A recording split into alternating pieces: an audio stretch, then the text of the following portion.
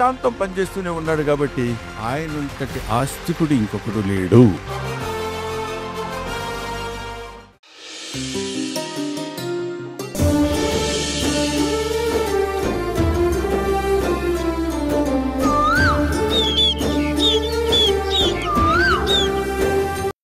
చదువులేని ఇలాంటి వాళ్ళు ఆటో నడపడానికి పనికొస్తారు తప్ప అడ్మినిస్ట్రేషన్లో ఉండడానికి పనికిరారు. ఆ విషయం ప్రియ కూడా తెలుసు. ఏం ప్రియా, అంతేనా?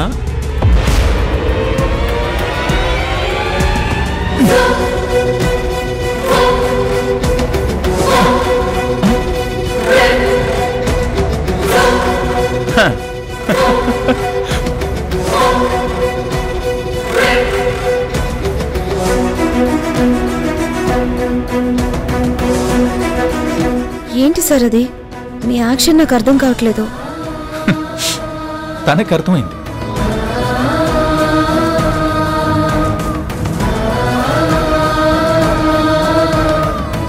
ఏంటి చూస్తున్నావు?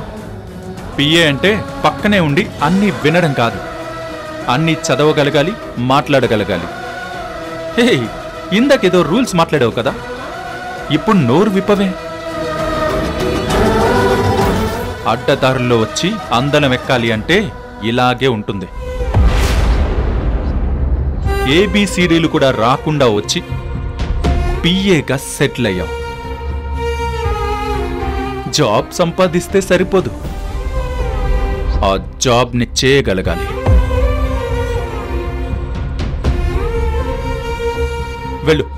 వెళ్ళి కనీసం ఏదైనా చిన్నపిల్లల స్కూల్లో చేరి ఏబిసిడీలు నేర్చుకో. ఎలా?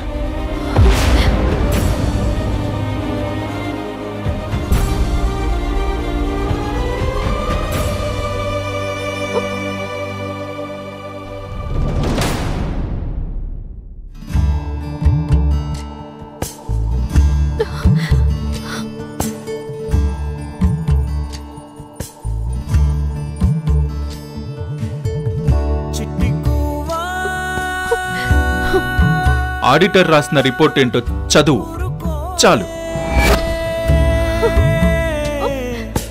ఏంటి ప్రియా, చదువు? చదవాలంటే తనకు ముందు ఇంగ్లీష్ రావాలి కదా.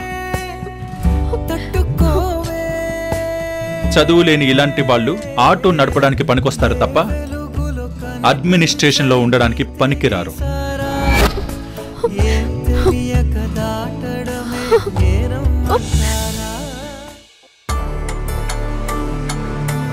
ఎక్కడికి వెళ్ళావురా? అమ్మా, అత్తయ్య ఇక్కడే ఉంది. ఏంట్రా నువ్వనేది? రాణమ్మ ఇక్కడ ఉండడం ఏంటి? నువ్వు సరిగ్గా చూసావా? చూశానమ్మా, తను ఖచ్చితంగా రానమ్మ అత్తయ్యే. తనేదో పని మీద ఎక్కడికో వెళ్ళింది కదరా, అలాంటిది ఇక్కడెందుకుంటుంది? అదే నాకు అర్థం కావట్లేదమ్మా. నేను అత్తయ్యని చూసి మాట్లాడదామని వెళ్తే తను రానమ్మ అత్తయ్య కాదు అంటున్నారు. అవునా? ఎవరో కాయనా తన భార్య అని చెప్తున్నాడు. నువ్వు చూసింది రాణమ్మనేనా? అవునమ్మా. అయితే వెళ్ళి చూద్దాం పద. పద.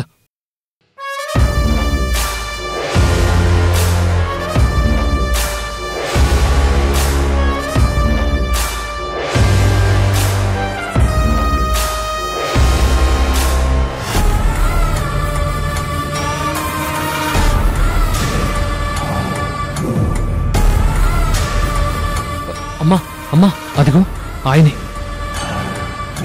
ఇతనేంటి మళ్ళీ వచ్చాడు? మళ్ళీ ఏం డౌట్స్ అడుగుతాడో ఏంటో. ఇవాళేదో కొంప మునిగేలానే ఉంది.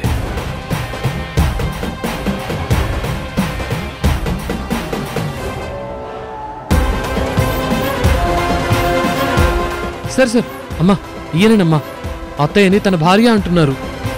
ఏంటయ్యా బాబు, నువ్వు బాగా చదువుకున్న వాళ్ళ ఉన్నావు. ఓసారి చెప్తే అర్థం కదా, తను నా భార్య. సార్, లోపలుంది ఖచ్చితంగా మా అత్తయ్య సార్. కావాలంటే ఒకసారి నేను వెళ్ళి ఆవిడ కనిపిస్తాను సార్. నన్ను మా అమ్మను చూస్తే తను ఖచ్చితంగా గుర్తుపడుతుంది సార్. ఏంటి బాబు నువ్వు? నీకు ఆల్రెడీ ఇంతకుముందే చెప్పాను కదా, తను మీ అత్తయ్య కాదు. అసలే తనకు దెబ్బ తగిలి ట్రీట్మెంట్ జరుగుతోంది. ఇప్పుడు మీరెళ్ళి ఏవేవో చెప్పి తనని టెన్షన్ పెట్టకండి. అది కాదండి, వాడంతలా చెప్తూ ఉంటే మీరు కాదంటారేంటి? ఒకసారి వెళ్ళి కనిపిస్తే నిజమేంటో తెలిసిపోతుంది కదా. ఏంటండి మీరు కూడాను? నేను కాదని చెప్తున్నాను కదా. తన పరిస్థితి చాలా క్రిటికల్ గా ఉంది. లోపల ట్రీట్మెంట్ జరుగుతోంది. డాక్టర్ ఎవరిని లోపలికి అలౌ చేయొద్దని చెప్పారు. మీరెళ్ళి మాట్లాడతారంటే ఎలా చెప్పండి? కనీసం ఒకసారి చూడ్నైనా చూపించండి. మా అనుమానం కూడా తీరుతుంది కదా. చూడండి, బహుశా తను మీరు అనుకున్న మనిషిలాగా పోలికలుంటే ఉండొచ్చేమో గాని, కానీ తను మీరనుకున్న మనిషి మాత్రం కాదు. దయచేసి మమ్మల్ని డిస్టర్బ్ చేయకండి. అసలే తన పరిస్థితి బాగోలేదు. ఐసీయూలో ఉంది. మీరేమో ఇప్పుడు చూపించండి అది ఇది అంటున్నారు. కాస్త అర్థం చేసుకోండి ప్లీజ్. సార్,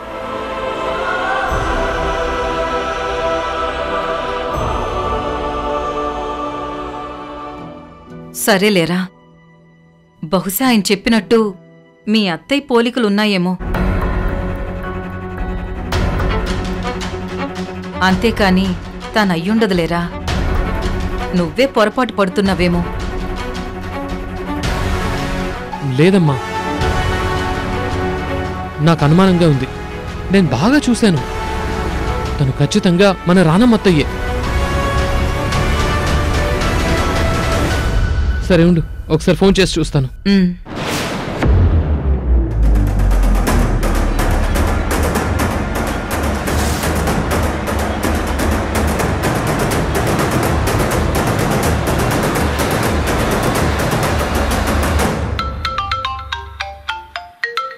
అమ్మా, నీకెవరో ఫోన్ చేస్తున్నారు. ఈ టైంలో వీడెందుకు ఫోన్ చేస్తున్నాడు?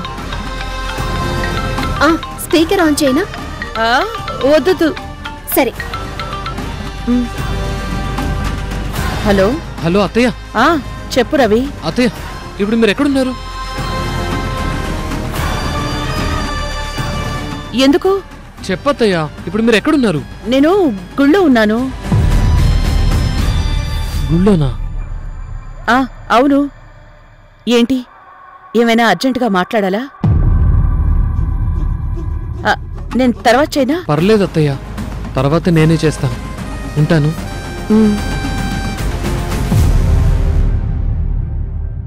అమ్మా, అత్తయ్య గుళ్ళో ఉందట. ఆయన చెప్పింది నిజమేరా. మనుషుల్ని పోలిన మనుషులు ఉంటూ ఉంటారు. మనమే పొరపాటు పడ్డాం. అయినా మీ అత్తయ్య అసలు ఇక్కడెందుకు ఉంటుంది చెప్పు? వెళ్దాం పద.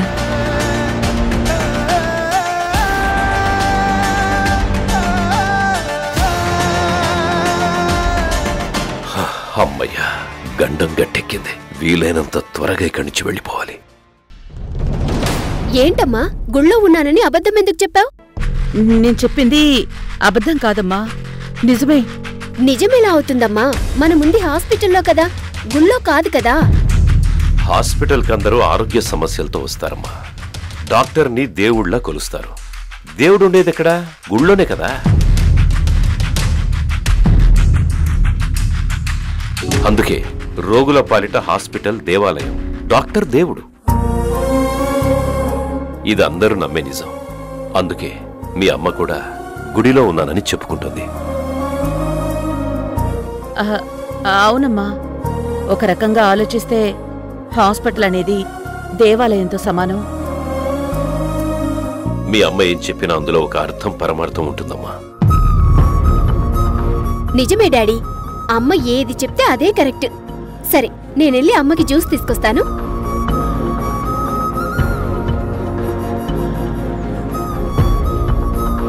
నేను చెప్పిన దానికి మీరెందుకు వంతపాడారు? రానమ్మా, మీ మేనలుడు వదిన ఎదురుగా ఉన్న ఆ రూంలో ఉన్నారు. అవునా? తను నిన్ను చూసి గుర్తుపట్టి లోపలికి రాబోతుంటే నేనే ఆపేశాను. నువ్వెక్కడున్నావో కన్ఫర్మ్ చేసుకోవడానికి నీకు ఫోన్ చేశాడు. నువ్వు గుడిలో ఉన్నానని చెప్పి చాలా మంచి పని చేశావు. అయితే ఇప్పుడు ఎలాగండి? నువ్వేం టెన్షన్ పడకు. నేను డాక్టర్తో మాట్లాడాను. డిశ్చార్జ్ చేసి పంపిస్తానన్నారు.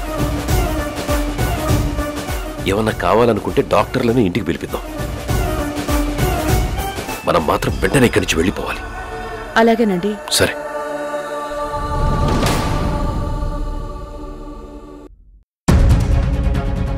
ఏంటి సార్ ఇది? చాలా ఆశ్చర్యంగా ఉంది. ఇంత పెద్ద కంపెనీలో ఇంగ్లీష్ కూడా రాని మనిషి మీకు పిఏగా ఉండడం ఏంటి? ఇదెవరికైనా తెలిస్తే మీకు చాలా బ్యాడ్ నేమ్ సార్. ఇదంతా నీకు ఆశ్చర్యంగా అనిపిస్తుంది కదా వర్ష, కానీ నాకు బాధగా అనిపిస్తుంది. అసలు ప్రియాని నాకు పిఏగా అపాయింట్ చేసింది ఎవరో తెలుసా? ఎవరు సార్? మా డాడీ.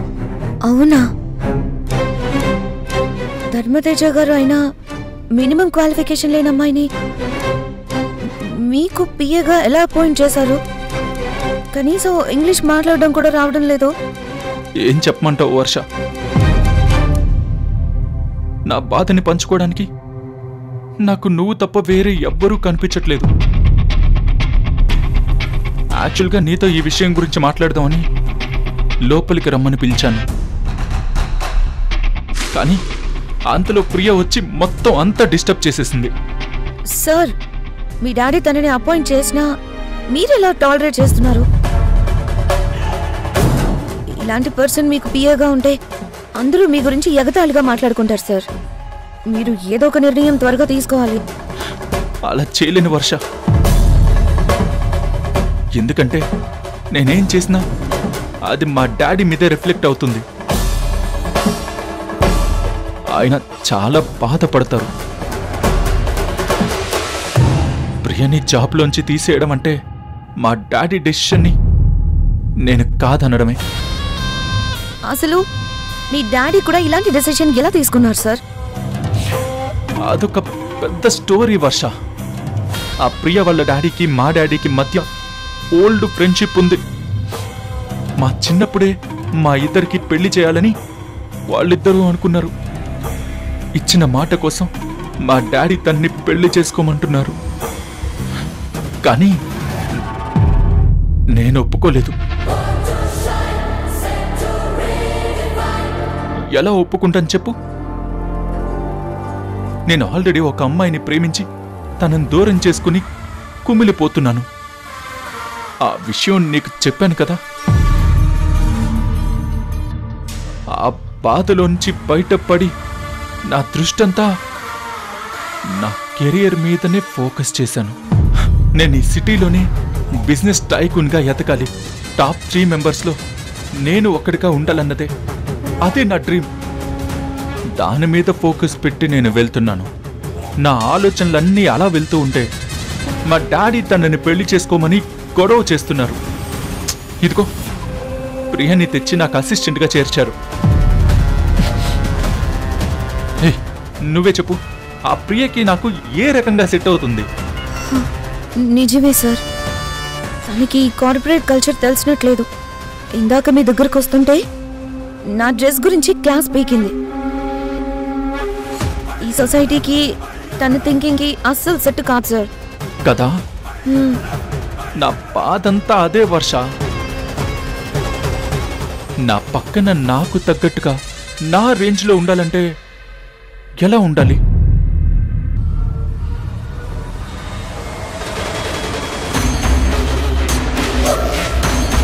నీలా ఉండాలి. అదే, నీలా బాగా చదువుకుని ఉండాలి. నీలాగా బాగా తెలివిగా ఉండాలి. నీ అంత అందంగా ఉండాలి.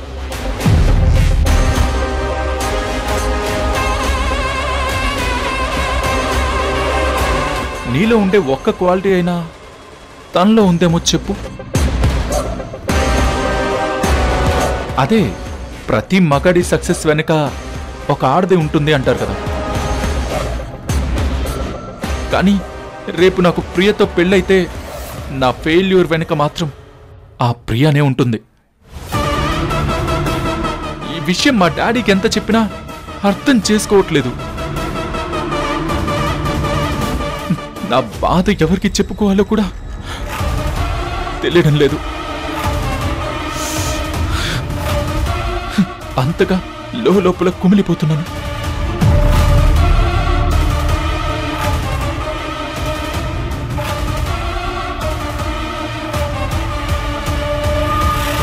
సార్ మీరిలా బాధపడకండి సార్. మిమ్మల్ని చూస్తుంటే నాకు చాలా బాధగా ఉంది. Please control your self.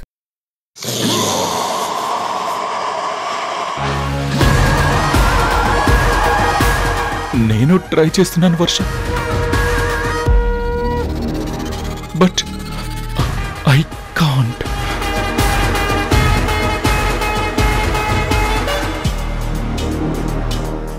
మీరు ఫీల్ అవ్వకండి సార్. ఎవరు ఏమనుకున్నా సరే మీరు మాత్రం మీరు అనుకున్నట్టుగానే లైఫ్లో ఎదగండి. ఇవన్నీ వదిలేయండి సార్. ముందు మీరు రిలాక్స్ అవ్వండి. నేను మంచి కాఫీ పంపిస్తాను, తాగి ఫ్రీ అవ్వండి.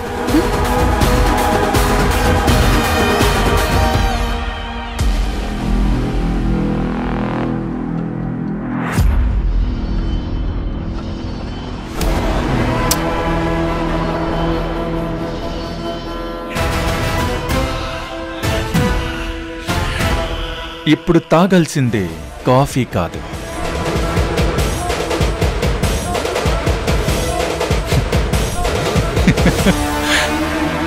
ఇది.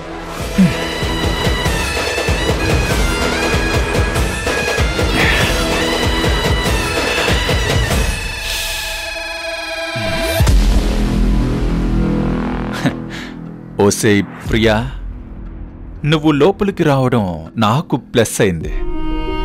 నిన్ను అడ్డం పెట్టుకుని ఈ వర్షాన్ని ఎలా ట్రాక్లో పెడతానో చూడు. నీ కళ్ళ ముందే వర్షాన్ని నా లైన్లో పెడతాను. అది చూసి కుమిలి కుమిలి ఏడుతూ గాని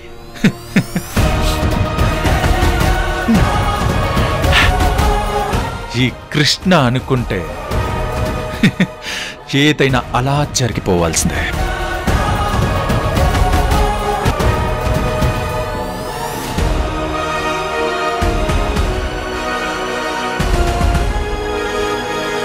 ఎక్స్క్యూజ్ మీ సార్. నీకు అంతకు మించి ఇంగ్లీష్ రాదనే విషయం నాకు తెలుసులే కానీ రా.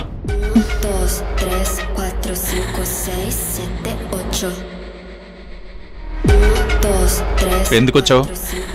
నేను మీ పిఏని కదా. అయితే నీ ఇష్టం వచ్చినప్పుడు లోపలికి రాకూడదు, నేను పిలిచినప్పుడు రావాలి.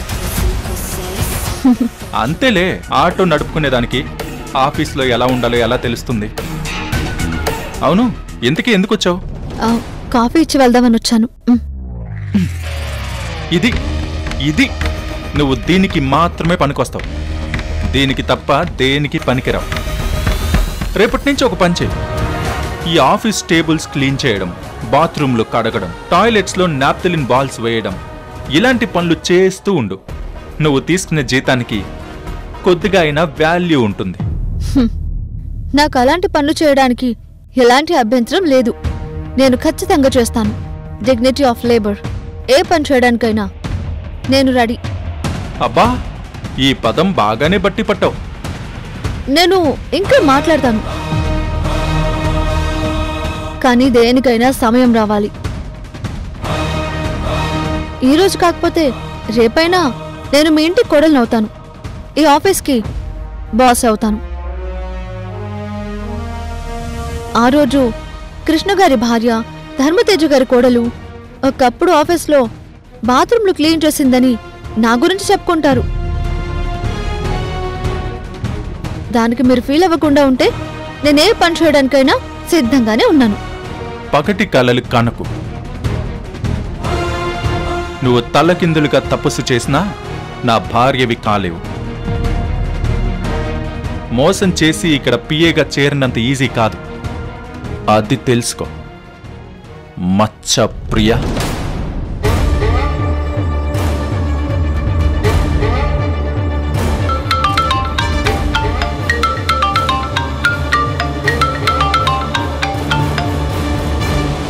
హలో, చెప్పు కార్తిక. అన్నయ్య, నీకొక గుడ్ న్యూస్. ఏంటది? ఆ డెవిల్ చచ్చిపోయిందన్నయ్య. డెవిల్ అంటే రానమ్మనా? ఆ అవునన్నయ్య, ఆ రాక్షసి చచ్చిపోయింది. హే, రానమ్మ చచ్చిపోయిందా? ఏయ్ నిజంగానా? హే కార్తీక, ఎంత మంచి మాట చెప్పావు. ఏయ్ ఎలా చచ్చింది? నువ్వు ముందు ఇంటికి రా అన్నయ్య. ఏంటి కార్తీక, నిజంగానా ఆ రానమ్మ చచ్చిపోయిందా? హే, ఎలా జరిగింది చెప్పు. అయ్యో, నువ్వు కూడా ఏంట్రా దాన్ని పట్టుకొని రానమ్మా అని పిలుస్తావు? అది మనకు అమ్మేంటి? అది మన దృష్టిలో పెద్ద డెవిల్.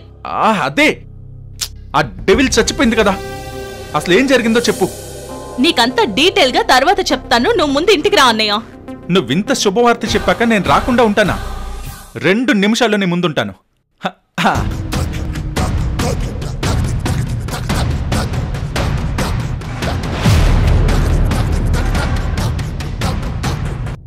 ఆయనకెలాగూ బుద్ధి లేదు, కనీసం నీకైనా సిగ్గుండాలి కదా.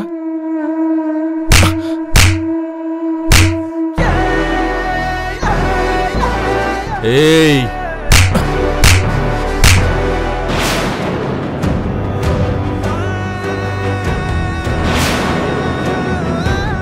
ఎంత పొగర్రా నీకు? నోటికి ఎంత మాట వస్తే అంత మాట మాట్లాడతావా? పళ్ళు రాలిపోతాయి, జాగ్రత్త. ఏయ్, ఆవిడంటే నీకేంటే బాధ? ఆవిడెవరనుకున్నావు? నాకు మేనత్త.